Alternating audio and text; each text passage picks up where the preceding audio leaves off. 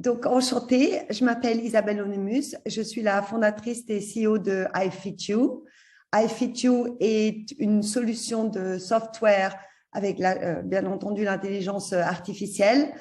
Euh, j'ai l'habitude de faire toutes mes présentations plutôt en anglais, donc je suis vraiment désolée s'il y aura quelques mots en anglais. La présentation, bon, les slides sont en anglais, mais bien entendu, je pense que tout le monde comprend très bien. Donc, voilà. Nous sommes basés à Zurich. Nous avons aussi un bureau aux États-Unis, sur la côte Est. Nous sommes financés par des business angels et family offices. Et donc, nous essayons au maximum de réduire les retours et d'avoir un impact, c'est notre mission principale, sur l'environnement. Et ça, depuis que j'ai fondé la société, le 12 du 12 du 12. Donc, ce n'est pas quelque chose de récent. Beaucoup de machine learning a été appliqué pour essayer de se rapprocher le plus possible d'une recommandation certaine pour tous les clients qui décident d'acheter en ligne ou dans les magasins. Donc, quel est le problème? Le problème principal est que toutes les marques ont différentes mensurations pour chaque type d'habit ou pour chaque catégorie d'habits. Et en plus de ça, chaque pays a une dénomination des tailles qui est différente.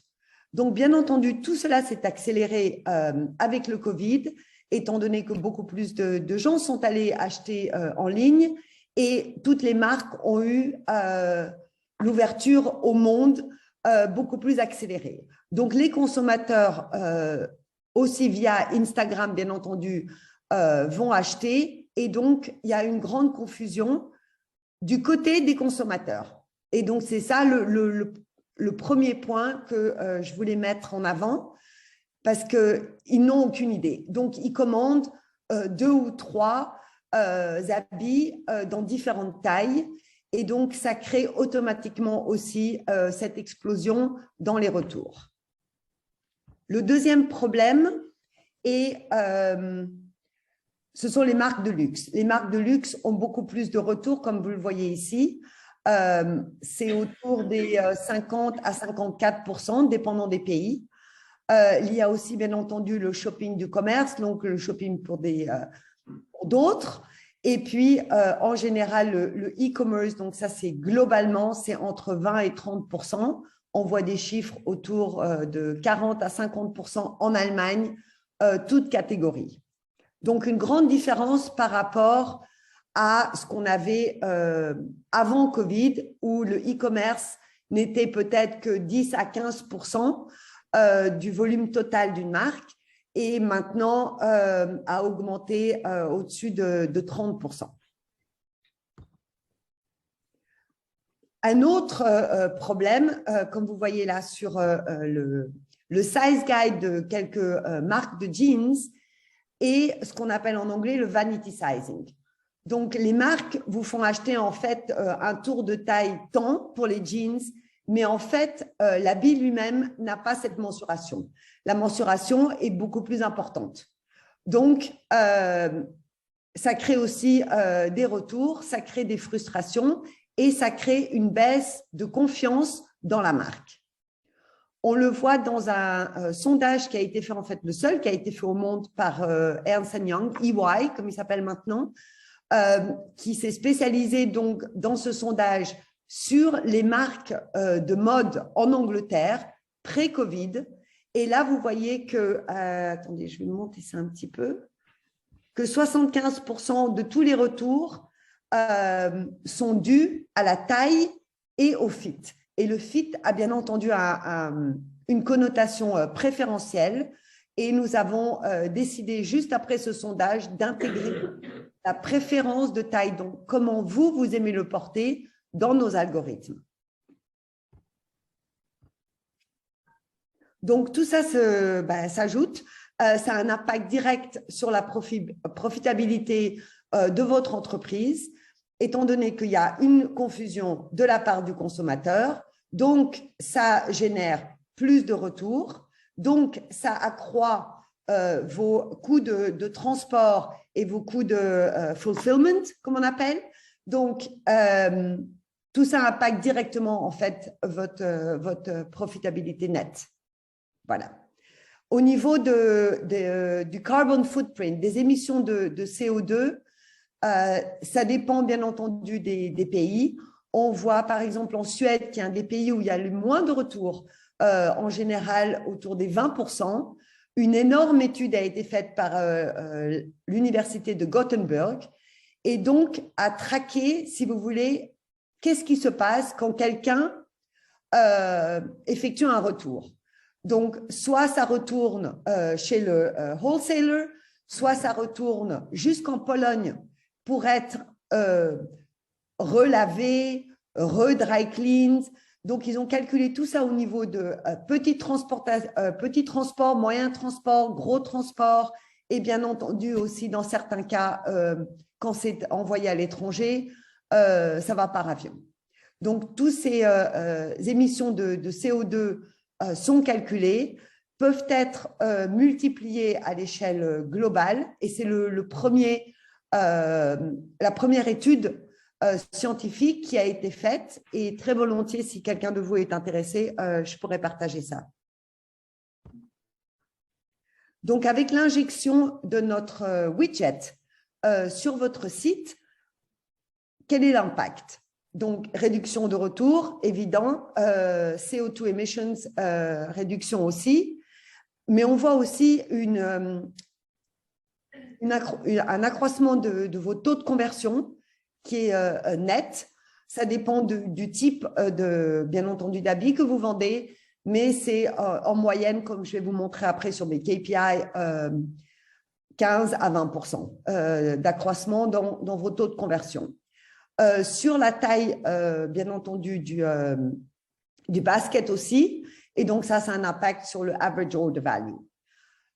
Au niveau du data que nous procurons à nos retailers, il s'agit en fait de pouvoir non seulement permettre une expérience plus personnalisée. Vous pouvez utiliser ce data dans votre marketing, dans vos efforts de marketing, quand vous voulez, par exemple, en temps de sales, juste vendre votre dead inventory, comme on l'appelle. Ça permet aussi, bien entendu, au niveau de vos achats et de votre manufacturing. Donc, c'est un data qui est au niveau de tout ce qui est mensuration de vos clients, anonymisés. Bien entendu, nous sommes GDPR compliant, mais aussi au niveau du comportement de vos consommateurs une fois qu'ils ont utilisé notre size widget. Donc, iFit a 4, si vous voulez, verticaux, 4 produits. Il y a le Size Finder, donc le widget qui permet la recommandation de taille, la visualisation qui permet à votre consommateur de voir où cet habit va lui aller et aussi de voir comment ça s'ajuste d'après sa préférence de taille. Nous avons développé aussi une suite de solutions omnichannel que nous avons roll-out il y a quelques mois à Paris en première avec Oracle Retail. Oracle Retail à Paris donc, a fait ce magasin du futur qui n'est pas ouvert au public, mais ils nous permettent, si vous voulez, de visualiser en ligne toute leur suite omnichannel et dont iFit a intégré aussi tous nos produits là-dedans. Et puis, la partie analytique. Donc, comment est-ce que nous arrivons à faire ce profil de taille pour chaque consommateur? Donc, nous travaillons avec un modèle statistique très grand. Il y a plus de 200 000 body measurements dedans. Et donc, là-dessus, nous l'avons coupé, si vous voulez, en plusieurs petits carrés grâce au machine learning. Et de là, chaque fois qu'une personne entre son âge, sa taille et son poids, nous arrivons à déduire jusqu'à 11 mensurations de chaque individuel. En Amérique, où nous avons pas mal de clients, ils nous appellent le half an inch sizing. Ça veut dire on est à 1,27 cm des mensurations actuelles en moyenne pour chaque taille de recommandation. De là, nous ajoutons les size charts, donc votre guide de taille, les guides de taille des mensurations de corps par type de produit ou par catégorie de produits. Donc, c'est ce que nous intégrons de notre côté. Au niveau des KPIs, voici une moyenne, toutes catégories confuses, donc ce soit nos clients qui sont luxury brands, qui sont dans le sport, qui sont dans le spécifique, par exemple, cycling, qui sont dans le premium, hommes, femmes, etc. Donc, on voit un décroissement des retours en moyenne de 55%, un accroissement des taux de conversion de 15% et un average order value en moyenne de 45%. Nous traquons avec Google Analytics, donc en plus bien entendu du feedback de nos clients. Donc, vous voyez un exemple en dessous, c'était un client qu'on a intégré, c'était l'année dernière, 2020, et c'est juste après Black Friday, Cyber Monday, du 1er au 8 décembre. Et là, vous voyez qu'environ 30% des clients, et nous voyons ça maintenant sur tous nos clients, en fait, en général, 30% cliquent sur What's My Size, et donc l'augmentation de la valeur du panier augmentée de 45%. Je vais vous montrer maintenant une petite vidéo, comment ça marche sur un de nos clients, Paul & Shark, en Italie. Donc, vous allez sur le site. Le client clique, par exemple, sur un jean. Et donc, il clique sur « Quelle est ma taille ?» Il remplit sa taille, son poids et son âge. Il continue. Et donc, il aura ses mensurations assignées pour lui et il voit sa taille recommandée. Il peut vérifier une autre taille, suivant s'il préfère plus serré ou plus ample, et la taille recommandée est là. Donc, sur les mensurations qui ont été assignées, il peut aussi les ajuster s'il veut. Et il va voir un autre type d'habit. Et donc, automatiquement, ça traduira pour l'autre type d'habit et il peut continuer le mettre dans le panier ou continuer à browse et aller voir les recommandations sur d'autres types d'habits qui l'intéressent.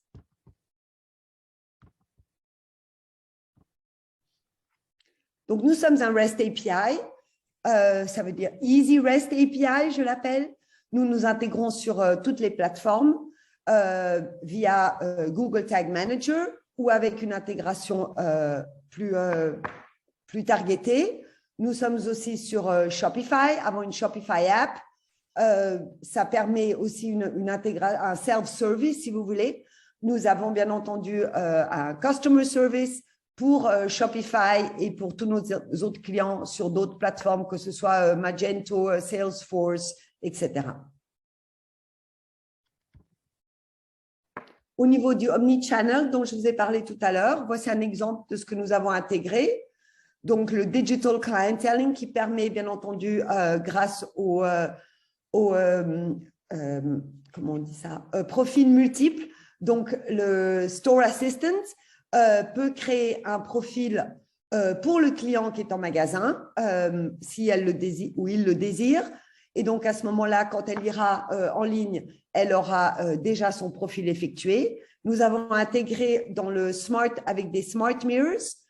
Donc, immédiatement dans la cabine d'essayage, sur le Smart Mirror, il y aura les mêmes questions que je vous ai montrées tout à l'heure avec Paul & Shark. Il y a aussi l'intégration via le QR code. Si vous avez un QR code sur le tag, le client peut directement faire son profil de taille sur le QR code.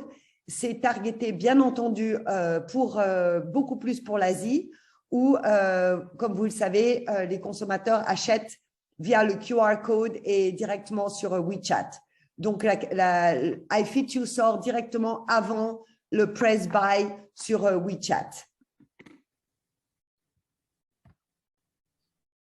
L'autre chose que nous avons intégrée, c'est, si vous voulez, une augmentation du profil sur le website. Donc, quand quelqu'un a un profil déjà sur votre site, on peut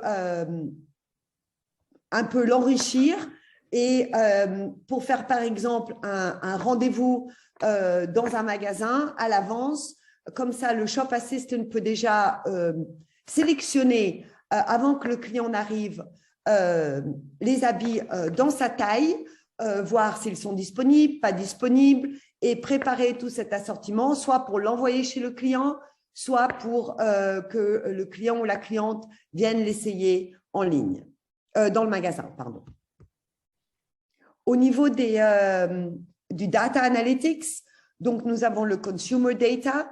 Là, vous voyez un exemple, bien entendu anonymisé, comme j'ai dit avant. Donc, vous verrez jusqu'à 11 mensurations, vous obtiendrez de nous chaque mois, suivant les clients qui ont fait donc une recommandation, qui ont demandé une recommandation de taille.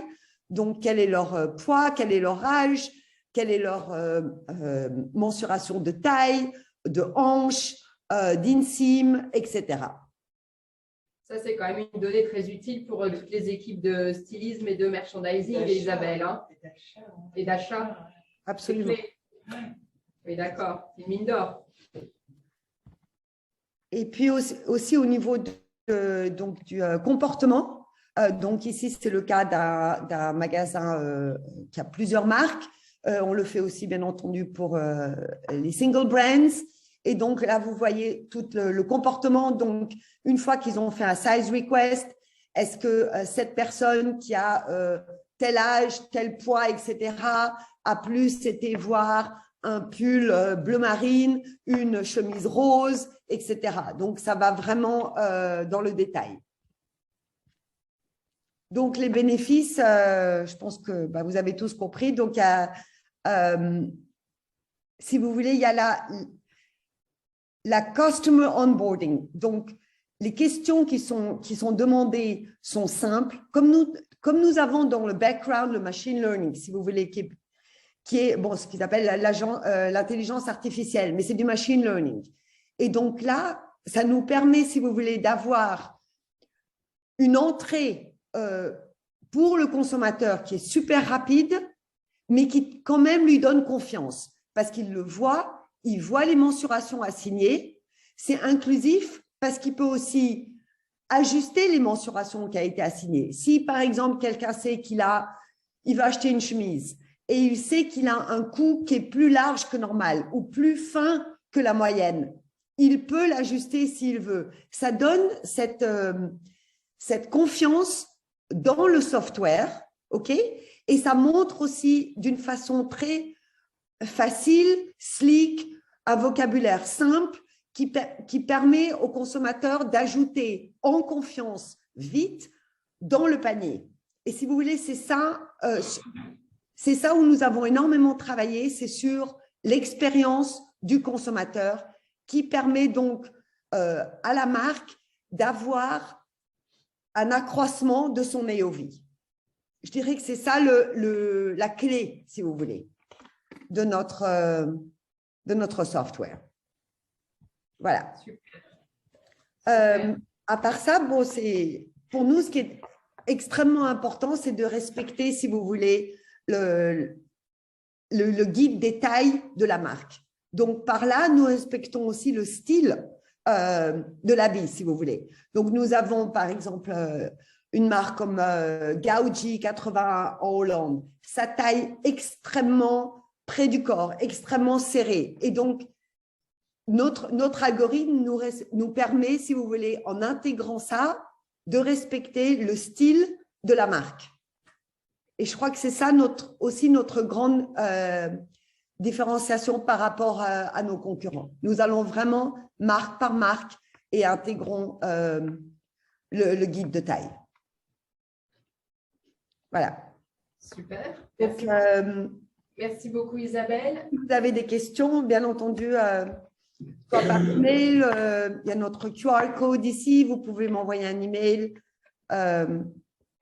Oui, voilà. Merci infiniment, Valérie. Maintenant, merci beaucoup à toi, Isabelle. Je ne sais pas s'il y a une ou deux questions. Ah, bah, il y a plein de questions. Allez, c'est parti. Un coup de micro, Isabelle. Oui. Bonjour Isabelle et merci. Deux questions de mon côté. La première, c'est du machine learning. Donc, Oui. au départ, comment avez-vous eu accès aux data parce qu'il faut beaucoup de data pour faire du machine learning. Est-ce que vous avez dû les acheter? Comment avez-vous fait? Et la deuxième question, c'est, vous mentionnez que 30% des personnes cliquent sur le widget What's My Size? Et finalement, pourquoi il n'y en a pas plus? Et qu'est-ce qu'il faudrait faire pour qu'il y ait plus de personnes qui cliquent? Oui, merci. C'est deux très, très bonnes questions. Donc, au niveau du machine learning, nous avons commencé en 2013 à travailler sur une app, d'accord? Donc, on avait un B2C model et on a eu ça pendant 4 ans, d'accord? Où on avait 52 online stores sur notre app. Donc, ça s'appelait I Fit You App. Elle n'est plus en service, maintenant, nous sommes seulement B2B, mais c'était la meilleure façon pour nous d'obtenir tout ce data. Donc, ce que faisaient les gens, la app était gratuite, ils pouvaient la downloader et ils avaient accès à 52 magasins en ligne. Donc, multi-brands et single brands. Donc, on avait, via un affiliate model, des magasins comme Farfetch, Net-à-Porter, YNAB, Forever 21, Anthropologie, Adidas, etc. OK? Donc, différentes catégories et différentes catégories d'habits et différentes catégories de prix. OK? Donc, on voulait avoir tout ce qui est possible. On avait à peu près 400 marques qu'on couvrait. Donc, là, on a eu énormément de downloads, surtout en Allemagne. On est passé à la télévision allemande, télévision suisse, aussi en Angleterre. Donc, c'était nos marchés qu'on targetait avec la I Fit You App. C'était une façon d'avoir le machine learning. L'autre façon, c'était d'avoir accès à un modèle de gens qui ont été body scan au niveau européen, d'accord? Donc, c'est une entreprise qui nous a permis d'avoir accès à ça. Donc, toutes les gens qui ont été c'était à différentes époques. Il y en a qui ont été body scan, par exemple en Espagne, je crois que c'était en 2015. En Suède, c'était à une autre année. Donc, on a eu tout ce modèle de gens qui ont été body scanned et on a mis tout ça ensemble. Donc, j'espère que ça répond à votre question du machine learning. Et le machine learning, bien entendu, évolue. Hein? On l'a encore maintenant avec le SaaS model. En ce qui concerne l'autre question, oui. Si vous pouvez me répéter en vitesse. Oui, je viens d'avoir le Covid, donc je pense que ma mémoire a été affectée. Non, pas de problème, merci Isabelle. Oui, c'était vous mentionnez que 30% des gens qui oui, exactement. Voilà. Exactement. Donc, oui. Écoutez, là, ce que nous avons fait pour un retailer en Suisse, justement, qui voulait augmenter ce pourcentage, nous avons mis, quand un client va sur le site et clique sur une taille sans avoir cliqué sur What's My Size, il y a un pop-up qui vient. Êtes-vous sûr que c'est la bonne taille? Avez-vous essayé ça? Il y a le link qui ouvre de nouveau sur notre widget. Ça a un petit peu augmenté. D'accord? Donc, ça, c'est une façon de le faire. L'autre façon de le faire, c'est au niveau de chaque marque, au niveau de leur marketing. Qu'est-ce qu'ils font pour encourager? Ce que je dis toujours à mes clients, c'est vous offrez 5 ou 10% si des nouveaux clients s'inscrivent, par exemple, à votre newsletter. Pourquoi vous n'essayez pas d'offrir 5% s'ils utilisent le size widget? Mais nous, en tant que software provider, nous n'avons pas, si vous voulez, on ne peut pas imposer ça à nos clients. Vous voyez ce que je veux dire? Super, merci. On a une autre question. Bonjour Isabelle. J'ai une question. Dans ta réponse, tu as parlé du body scan. Et en fait, ma question, c'était pourquoi vous n'intégrez pas directement un logiciel de body scan comme le font d'autres de vos concurrents? Peut-être pas complètement, mais il y a des compagnies comme Size.me ou 3D. Pourquoi vous n'intégrez pas? Ça éviterait de devoir corriger pour le client ses mensurations, son coût. Bref. Donc, c'est ma question. Oui, c'est une très bonne question. Merci infiniment. Alors, premièrement, notre software a été construit de manière à pouvoir intégrer cela quand nous le jugerons approprié, quoi, en fait. Et ça, c'est pour plusieurs raisons. La première raison, c'est qu'avec un body scanning, il y a une question d'abord de la précision des résultats qui sont donnés. Et ça, c'est dû à plusieurs choses. Un, il y a la distortion du lens, d'accord? Dépendant du type de téléphone mobile qui est utilisé. Le deuxième problème, donc pour l'instant, pour répondre à ce problème-là, les mensurations que nous déduisons avec notre algorithme sont plus précises que celles par body scanning par mobile, premièrement. Deuxièmement, la question que tous les body scanners avec le mobile posent, c'est à laquelle vous devez répondre, c'est quelle est votre taille, quelle est votre hauteur, n'est-ce pas? Et là, c'est la hauteur que tout le monde sait, c'est celle que nous demandons aussi, c'est la hauteur en général qui est dans votre passeport. Seulement, le problème avec le body scanning par mobile, c'est que le matin, vous n'avez pas la même taille que le soir. Donc, si, par exemple, 3D Look, comme ça, ne vous demande pas votre taille et déduit votre taille, d'abord, vous devez être assez loin du téléphone mobile pour qu'ils aient tout votre taille, mais vous n'aurez pas la même taille le matin que le soir. Et donc, il y aura une distorsion, si cette question n'est pas posée, il y aura une distorsion des mensurations de taille qui vont vous être assignées. Donc, ça, c'est au niveau technologique. Le troisième problème, c'est au niveau de l'expérience du client. Donc, quand vous êtes sur votre téléphone portable ou sur votre laptop égal, quand vous êtes dans cette expérience, que vous êtes sur un site et vous regardez une marque et vous êtes en train d'acheter, vous n'êtes pas forcément déjà habillé en fitness clothes, d'accord? Donc, vous devez aller vous changer. Après, vous devez prendre 2 photos, d'accord? Automatiquement, là, il y a après les problèmes de la technologie que j'ai mentionnés. Donc, au niveau du customer experience, c'est encore, c'est fatigant, quoi. Voilà. Et donc, tout ce qui demande plus d'efforts au niveau du consommateur, quand il est dans le moment d'acheter, quel est l'impact? Les taux de conversion sont plus bas. Et donc, ça affecte, bien entendu, votre average order value de votre basket. Oui, c'est vraiment le principe du less clicks, more buying. Exactement. Moins on va mettre de… Exactement. Exactement. Aux shoppers. Exactement. La conversion. Donc, quand on jugera que, la technologie est meilleure et 2, le customer onboarding peut être plus facile, nous sommes prêts à l'intégrer. J'espère que ça répond à vos questions. Ah, oui. Il y a d'autres questions, du coup. Ça… On prend une dernière question. Je réponds juste, merci pour votre réponse. Pour le point du customer experience, moi je pense que c'est plus simple de faire une fois le scan parce qu'on ne change pas forcément dramatiquement le sizing. Et on le fait quand on a vraiment changé et on peut remettre à jour. Mais bref, j'entends vos points. On peut avoir des avis. Non, c'est le problème au niveau du GDPR, c'est qu'on peut faire une fois le scan, oui, sur une marque.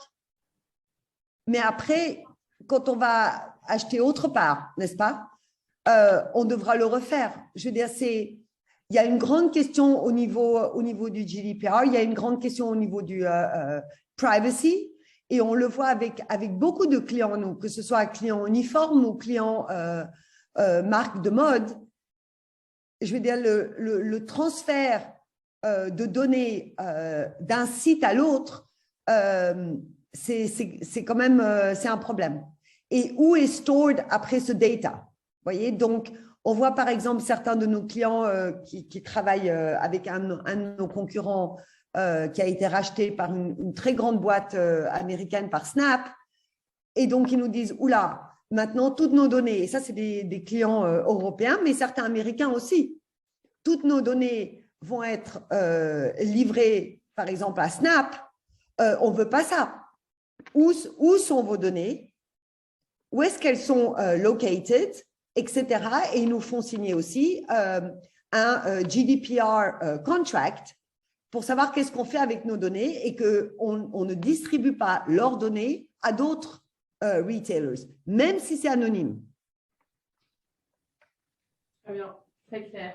Une dernière question. Ouais. J'aurais deux questions.